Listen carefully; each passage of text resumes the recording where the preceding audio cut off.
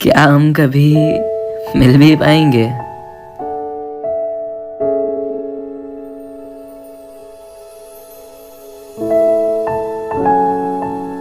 बहुत रुआंसू सी आवाज में उसने मुझे फोन पे कहा, मैं कोशिश तो कर ही रहा हूँ ना, यहाँ पे छुट्टी नहीं देते ये लोग मुझे, बस काम काम काम, ऐसे बंध गया हूँ मैं, कुछ नहीं कर सकता।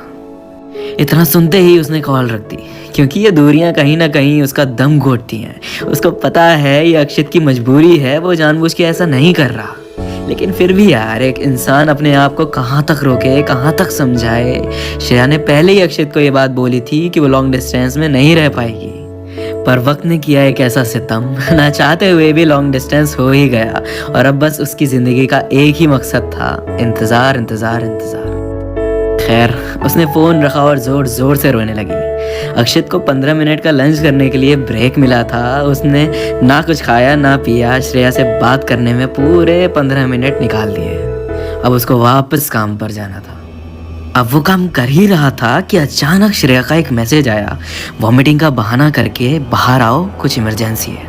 वो अचानक घबरा गया कि ऐसा क्या हो गया होगा। वो अपने सीनियर से वॉमिटिंग का बहाना करके बाहर की तरफ निकला और श्रेया को कॉल करी।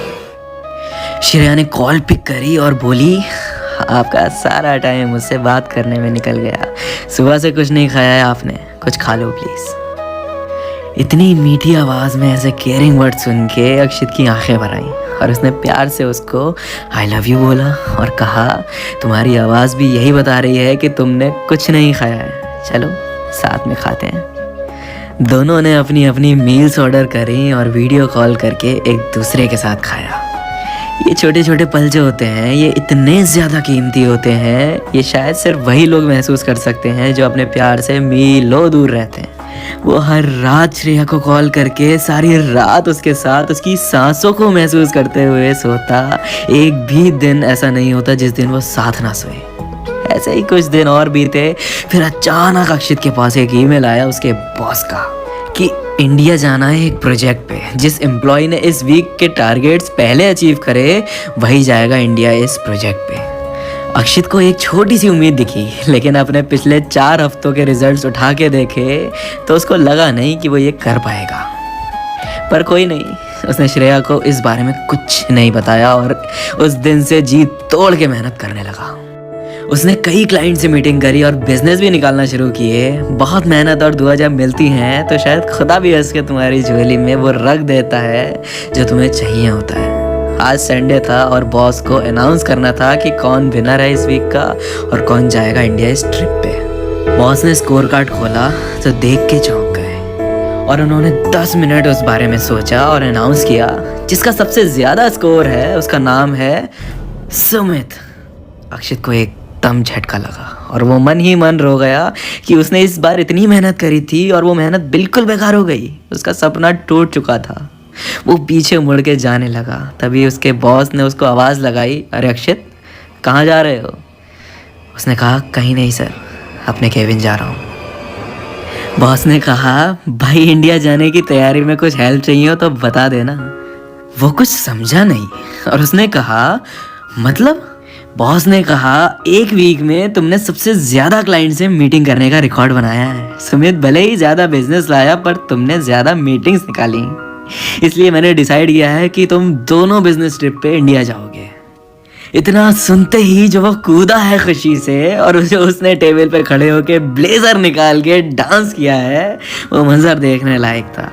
बस अब तैयारी करनी थी इंडिया जाने की। श्रेया को कुछ नहीं पता था अक्षय 2 साल बाद श्रेया से मिलने वाला था। 2 साल बाद उसने नेक्स्ट वीकेंड की फ्लाइट बुक करी और इस बीच श्रेया से बात करके उसके प्लान्स को समझता कि वो आगे क्या करने वाली है। श्रेया ने बताया कि नेक्स्ट वीकेंड उसके फ्रेंड की शादी है और ये फ्रेंड वही था जिसकी अक्षित ने रैगिंग ली थी कॉलेज टाइम में। लेकिन उसके बाद वो दोनों काफी अच्छे दोस्त बन गए थे। करण जिसकी शादी थी उसने अक्षित को कॉल करके अपनी शादी के लिए इनवाइट किया और अक्षित ने उसको ध्यान से समझाया। अब जो समझाया वो करण बाखूबी समझ गया। समझ के उसने बस एक ही बात बोली, तेरे लिए कुछ भी मेरी जान। अक्षित का एक्साइटमेंट आसमान फाड़ के बाहर निकल चुका था। वो दिन करीब आ चुका था।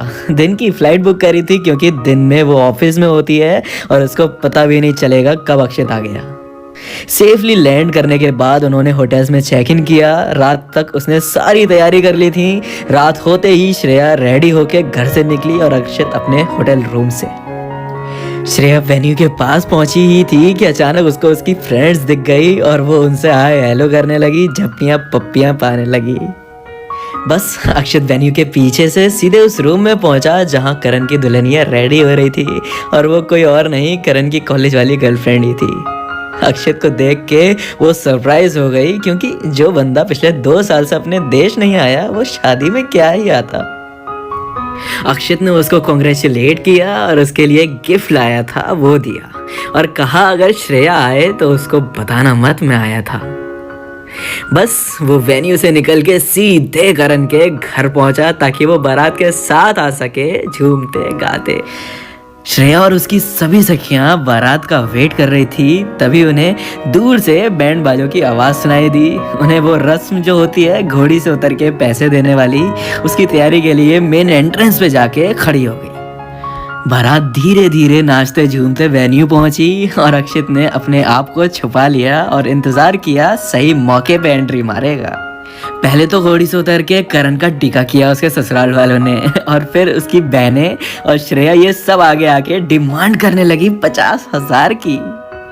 ये सब हट ही नहीं रही। 20,000 रुपए हाथ में रख दिए तब भी नहीं हट रही। बहुत देर तक नाना करके अक्षत आया पीछे से और उसने सबके सामने श्रेया को गोदी में उठाया और कहा ऐसे कैसे नहीं आने देंगी अंदर, ये मैं भी तो देखूं कौन रोक रहा है। सब लोग तो बाद में शौक होते, सबसे पहले श्रेया के होश उड़ गए कि ये मैं क्या देख रही हूँ, क्या ये सब सच है। उसने कहा मुझे पिंच करो। अक्षत ने उसको पिंच किया। वो जोर से चीखी और बोली तुम कब कैसे पता है क्यों नहीं ये वो। अरे जो उसने रोना शुरू किया है सारा का सारा मेकअप उतार दिया। उसको अक्षत गोदी में उठा के अंदर लेके आया और उतार के बोला सरप्राइज।